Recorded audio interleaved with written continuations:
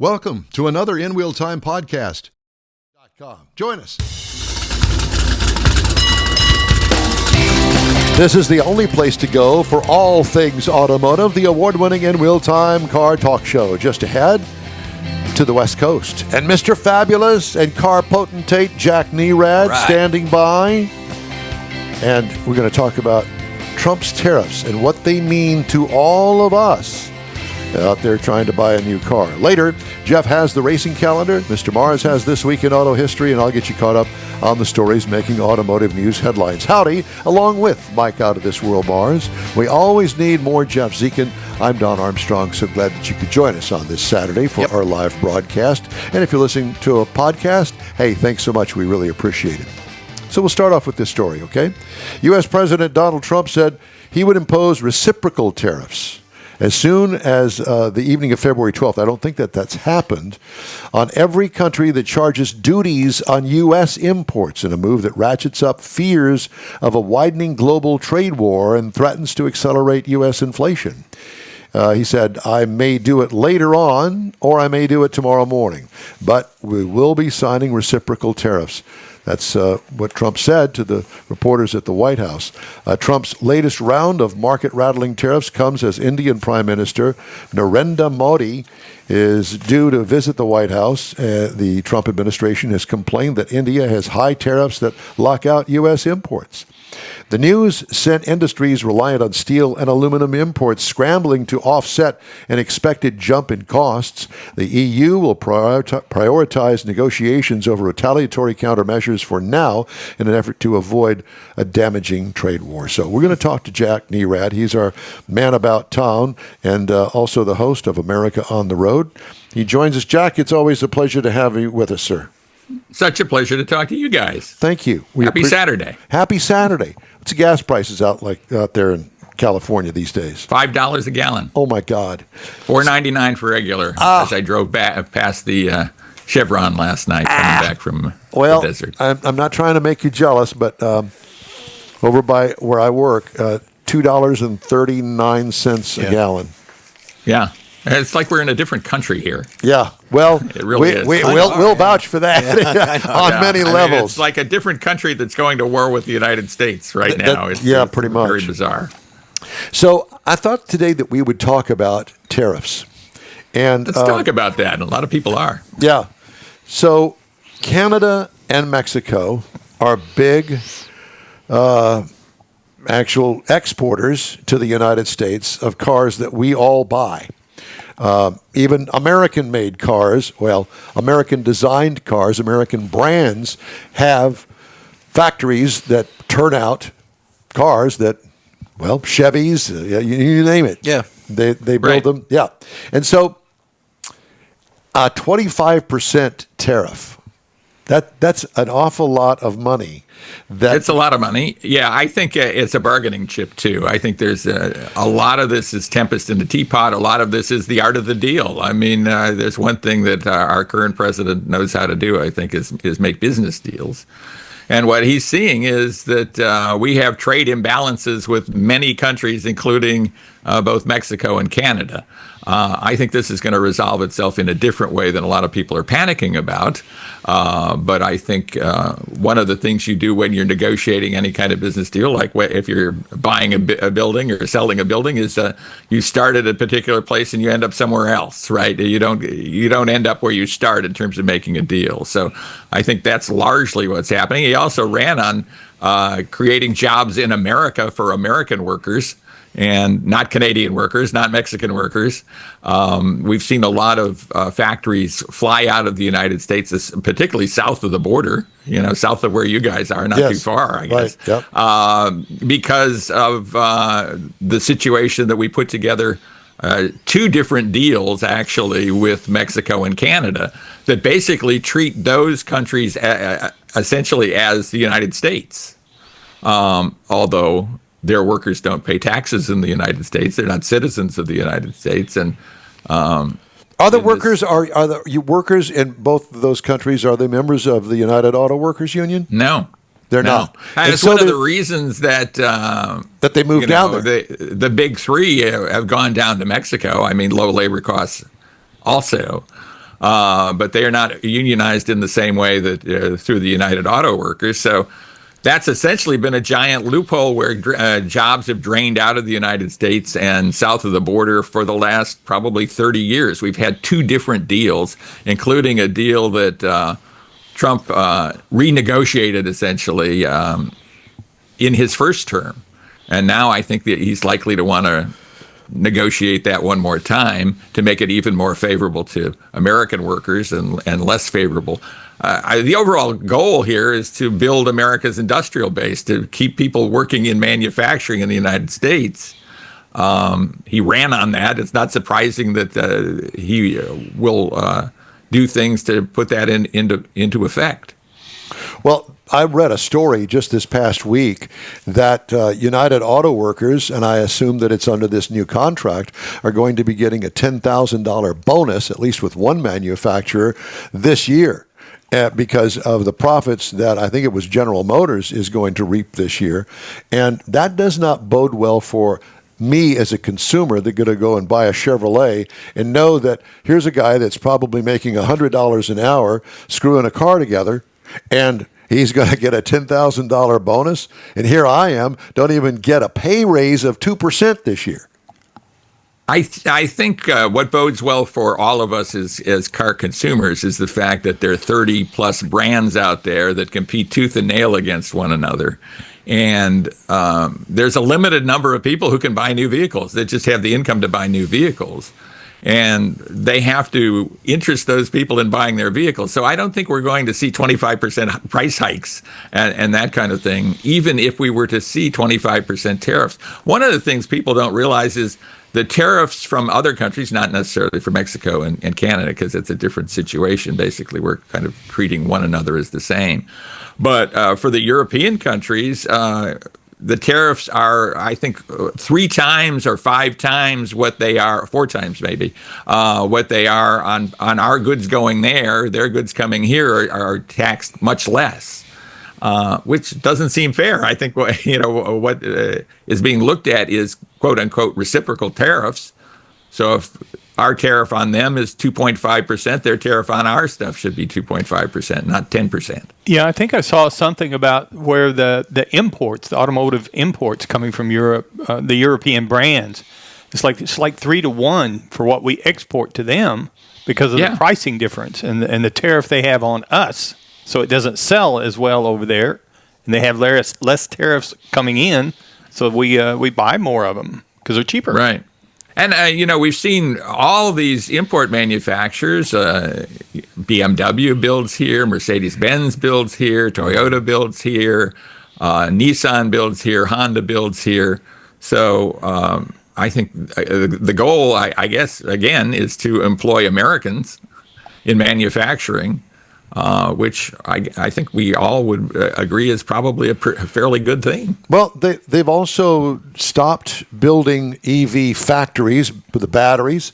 I think that there are plenty idled plants waiting for something to go in there. This would be an opportunity to bring back some of that manufacturing from, say, Canada or Mexico to the United States, especially with the American brands. I know Belvedere up in Illinois, there's a plant right there that Stellantis has teased us with, that they're going to build something there, but it's still not operational. Yeah, I mean, they've got their own issues, of course, but a big problem with the auto industry, and it has been a big problem for probably 30 to 50 years, is there's more production capacity than there are people to buy new cars.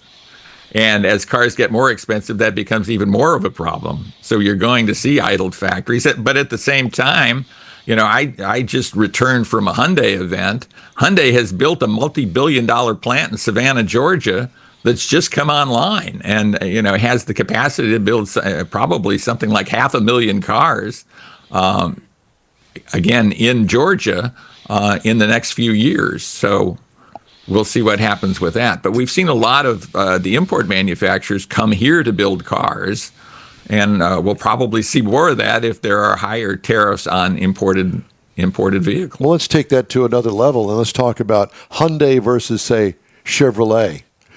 Are they price competitive for what you get out of their brands? I think so. I mean, I think Hyundai is doing a remarkable job in terms of providing value. Again, I just drank the Kool-Aid a little bit, being on one of their events, so got some information from them. But they've grown something like 33% in the past 5 years in terms of volume. Their volume is up around 750,000 cars and units, cars, sport utilities, etc. in the United States. That's a heck of a lot of new vehicles being sold, and a significant portion of those are being built in North America, or being built in America, in the United States of America. So that's certainly good for workers. Those are not United Auto Workers union workers, but those are at least Americans employed in car manufacturing. And there lies another issue unto itself, that some of these car manufacturers are going, we prefer not to have the UAW involved because they jack up the price of the car to the point where, that's one of the buying things about going, for instance, this Hyundai plant. They don't have to pay the UAW exorbitant amounts of money. Which is why we've seen plants being built in Mexico where they can avoid that. Where we're seeing General Motors and Ford plants being built in Mexico. Certainly, Stellantis builds vehicles in Mexico too. Volkswagen does. So we're seeing a lot of production in Mexico. Again, avoiding the unions, avoiding that labor rate. You can certainly argue that it's not good for American workers, right? Yeah. Well, I think that it's going to raise a red flag, I think, with UAW and going, hey, you know what? And we're going to pay our workers this much money. Congratulations that you won all of these wonderful pay raises for everybody, but it's also going to wind up killing you in the end when they start closing factories because they're not selling cars built by the UAW. Yeah, I mean, I'm old enough to remember when General Motors had 50% of the market in the United States, and now they're, under 20% of the market, well under that. There's the imports have eaten the domestic manufacturers' lunch for years and years and years, and some of it with American workers. I mean, a significant portion of the vehicles that Toyota and Honda are selling, for example, are built in the United States by American workers. Let's talk about Stellantis and kind of move the candle along here a little bit. And the fact that Stellantis, I think, is heading at least in a different direction and hopefully in the right direction, bringing back maybe some internal combustion engines and some horsepower. The stuff that I went, why are you throwing away this entire audience that you've spent decades building, talking about horsepower and all of the... It's almost a cash cow. You're going to sell every one of them. And so why... Yeah. I think being slow to go to electrics might turn out to be a great thing. I mean, a lot of people were slamming Stellantis for not having electric vehicles, not having battery electric vehicles the way General Motors did and Ford. Ford seems to have lessened their emphasis on electric vehicles too. But maybe that's a good thing. I think I've talked to you guys about the Dodge Charger Daytona that I drove late last year, which will then have internal combustion, and not the Charger Daytona itself, but that same platform is built so it can accept internal combustion engines.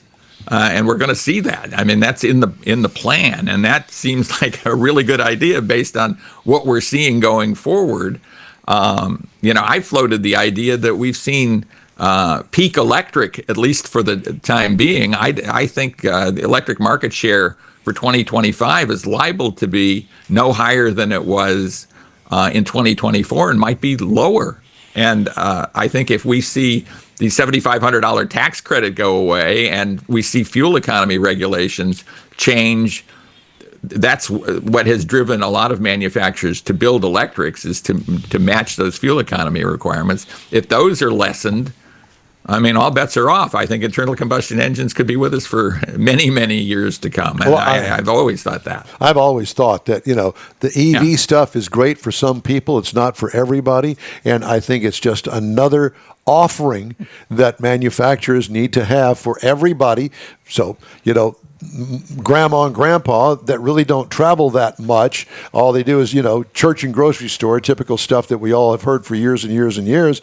The hybrid, the full electric might be perfect for somebody like that, and they should have the opportunity to do that. But for all of us to be forced to go to electric, and especially in Houston, Texas, that covers tens of thousands of square miles, I mean, it just doesn't make any sense for a lot of people. And to do away with the combustion engine doesn't make any sense. Matter of fact, and I know that you've driven some cars that are now getting 40 miles to the gallon in a hybrid, and I'm going, I'll take that. Yeah, absolutely. I think these hybrids are terrific. I think just we're seeing great efficiency out of just more conventional internal combustion engines. Exactly. It's just, they work pretty well. I mean, we've really gotten good at that. Yeah.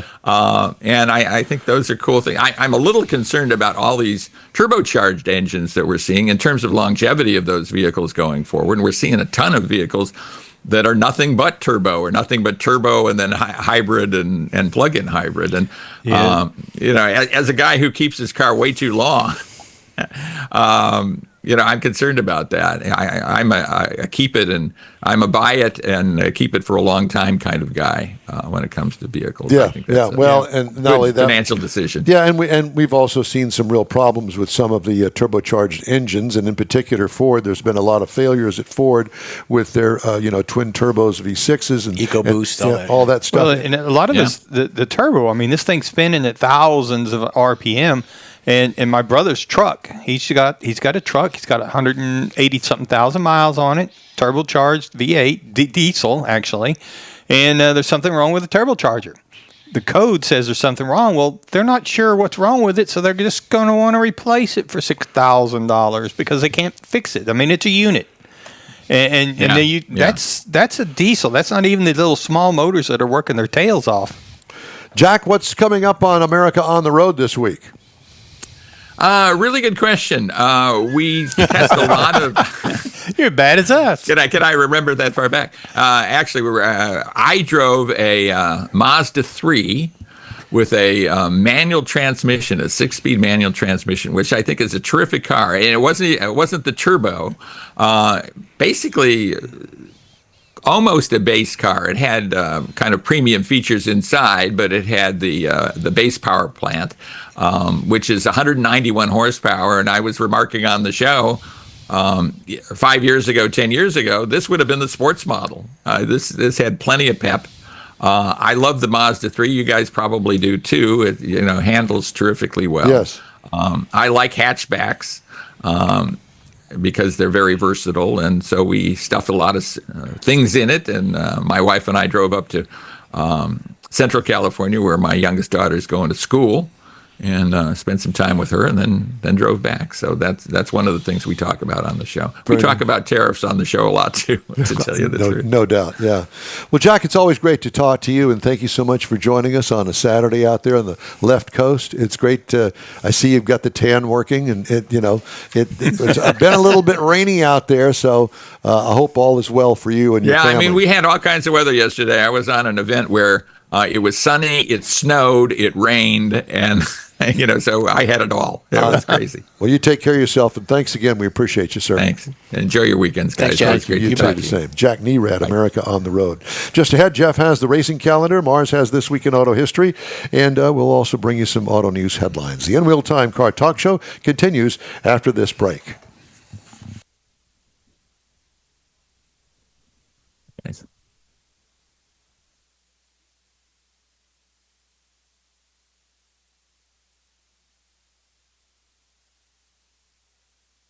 Well, I don't know what's going on over here. I can see the picture, but I can't hear the audio, and that doesn't surprise me. Well, there's Lupe Tortilla. There's a picture of the outdoor of the building. Well, why don't you switch it over to us, because that's not going to cut it right now. Didn't want to narrate it?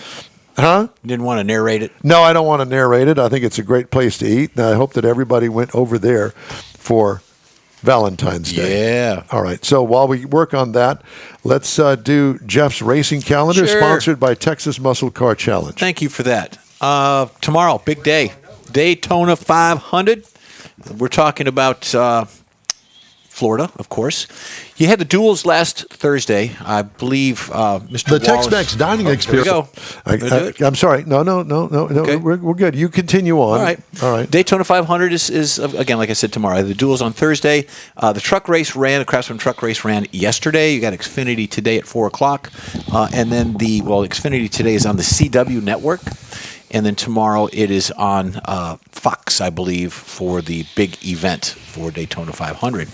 And then you got a couple other things going on. You got NHRA, of course. We just had Courtney on there, Courtney Enders on there talking about the NHRA Gator Nationals, her events, things going on with her life. And then you got some Soapbox Derby events coming up in March, and you got IMSA coming up in March. So a lot of these things are building. The pre-event stuff is happening. And then, of course, we're going to get into full-blown racing next couple of weeks. Mr. Mars, Yes, sir. this week in auto history? This week in auto history, we had a few things that were rather interesting that came up.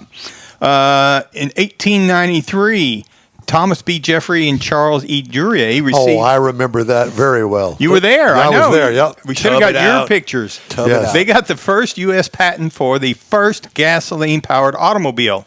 It was basically a lightweight gasoline-powered engine mounted on a carriage, making the milestone in automotive history. Now, this patent laid the foundation for future automobile manufacturing, influencing people like Henry Ford to build upon this first idea.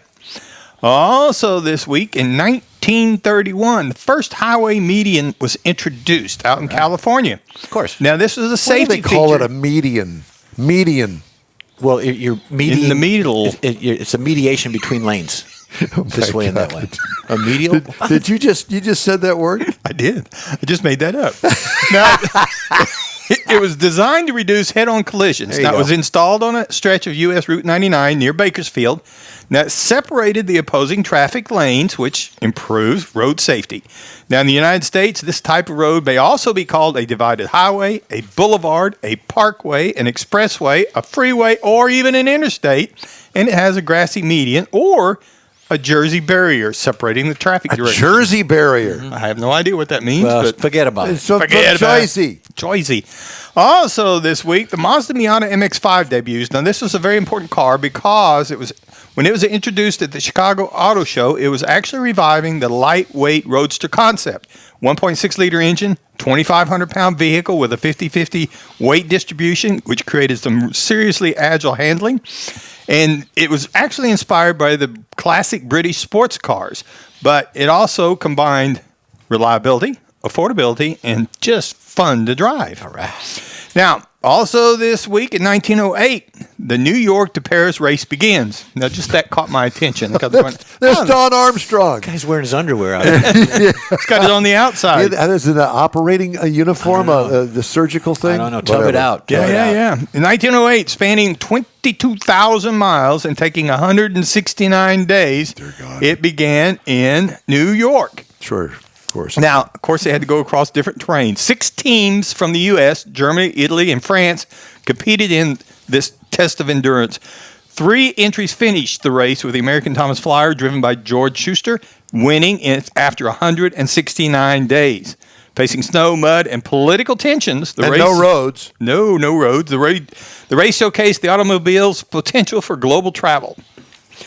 On February the 12th, 2014, a massive sinkhole collapsed underneath the National Corvette Museum in Bowling Green, Kentucky, swallowing 8 rare Corvettes. Security cameras captured the shocking event during the night as the 40-foot wide, 30-foot deep hole opened up inside the Sky Dome, where they had a lot of the cars on display. Among the damaged cars was a 1962 Corvette and the 1 millionth Corvette ever made. Some of these cars have been restored. Some others still remain on display as part of the museum's exhibit, turning the disaster into an unexpected attraction for visitors. That's this week in automotive history. Thank you. We're going to try once again to make this all work, and we'll see if this happens. Hold your mouth right. The Tex-Mex dining experience is defined by Lupi Tortilla, your destination for Texas's best beef fajitas and frozen margaritas. Since 1983, Lupi Tortilla has served authentic and time-tested recipes made with the freshest ingredients. Atmosphere is part of the award-winning experience at Lupi Tortilla, all developed in a little house near Highway 6 and I-10 in West Houston. Visit any of the Lupi Tortillas and you'll see the same attention to detail in each and every location. Start your Lupi experience with queso flammeado and guacamole, along with a classic frozen margarita. Dine on famous Lupi beef and chicken fajitas, or pepper shrimp brochette, or a fish or vegetarian entree, and finish with a scrumptious flan for dessert. Find Lupi Tortilla in Houston, College Station, Beaumont, Austin, San Antonio, and Dallas-Fort Worth. There's a Texas location near you. The recipes are authentic and time-tested. The ingredients always fresh. Lupi Tortilla, he's pretty good. You own a car you love. Well, why not let Gulf Coast Auto Shield protect it? Houstonian John Gray invites you to his state-of-the-art facility to introduce you to his specialist team of auto enthusiasts. We promise you'll be impressed. Whether you're looking to massage your original paint to a like-new appearance, apply a ceramic coating, install a paint protection film, nano-ceramic window tint, or new windshield protection called ExoShield, Gulf Coast Auto Shield is where Houston's car people go. Curbed your wheels? Instead of buying new, why not have them repaired? How about a professionally installed radar detector? Gulf Coast Auto Shield does that too. Get a peek inside the shop and look at the services offered by getting online and heading to gcautoshield.com. Better yet, stop by their facility at 11275 South Sam Houston Tollway, just south of the Southwest Freeway, and get a personal tour. Gulf Coast Auto Shield is your place to go for all things exterior. Call them today, 832-930-5655 or gcautoshield.com. Hey, going to the Hot Rod Tour of Texas, whether you're going on it or not, you can join us by following the InWheelTime team as we join over 300 other enthusiasts beginning April 24th. Get the info link at InWheelTime.com and our InWheelTime Facebook page. Some of the headlines making stories this week. ZF Life Tech has introduced a heel airbag that is designed to reduce the risk of severe ankle and foot injuries to front seat occupants in the event of a crash. If there is a frontal collision, the airbag deploys near the passenger's and driver's feet, cushioning the impact and providing stability to reduce the risk of harm to the lower extremities, according to ZF Life Tech, which is a standalone ZF Group unit that was previously the German supplier's Passive Safety Systems division. The airbag, which the supplier says is a world's first, will be available starting in 2028. Airbag for your feet. Okay, that's pretty cool. If you could get them on your platform shoes, that way whenever you're up there. You would have the platform shoes, and they're probably in your closet, where this whole conversation needs to be, and probably originated from. They're in his truck. What'd you say? They're in his truck. In his truck. There you go. Platform shoes. I want to see those. Bring them out. No, you don't. A Chinese lead-acid battery manufacturer with a North American base in Michigan is suing the U.S. government after being blacklisted over allegations of using forced labor in China. No. U.S. Department of Homeland Security and U.S. Customs and Border Protection are among the defendants listed in a lawsuit filed last month by Camel Group in the U.S. Court of International Trade.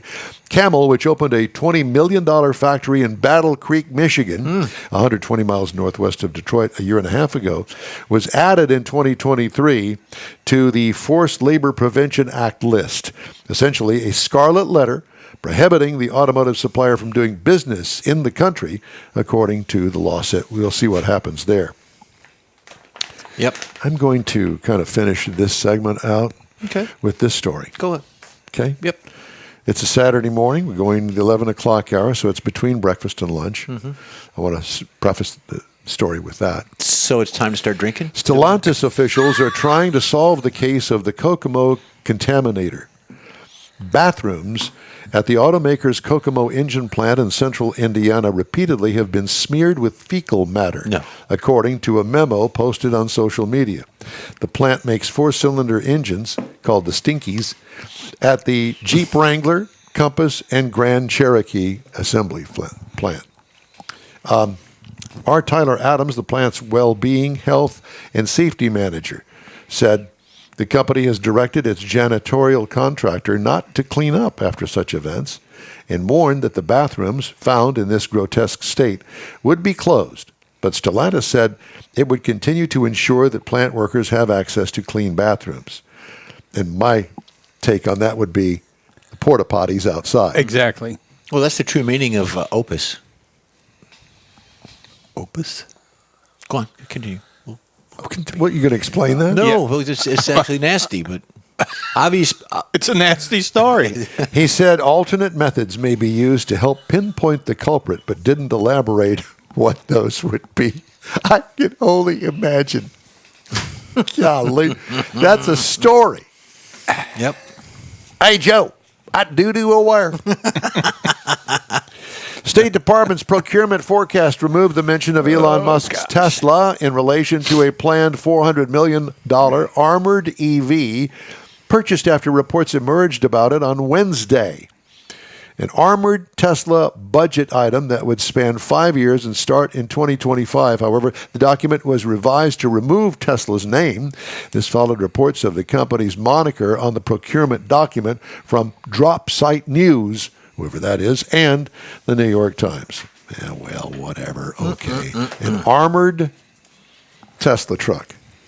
All right. Well, why not? I thought the Cybertruck was bulletproof already. Oh, never mind. They proved that was wrong. Yeah, and they're supposed to be redesigning that. I saw some kind of rendering on. Oh, you did? One of the channels, yeah, that's allegedly going to redesign it. It looks kind of different, a little bit more modern, like an American car, but Not like a soapbox derby car. No, nothing like that. All right. Hey, we'd love to hear from you. Shoot us an email. The address, info@InWheelTime.com. Back after this.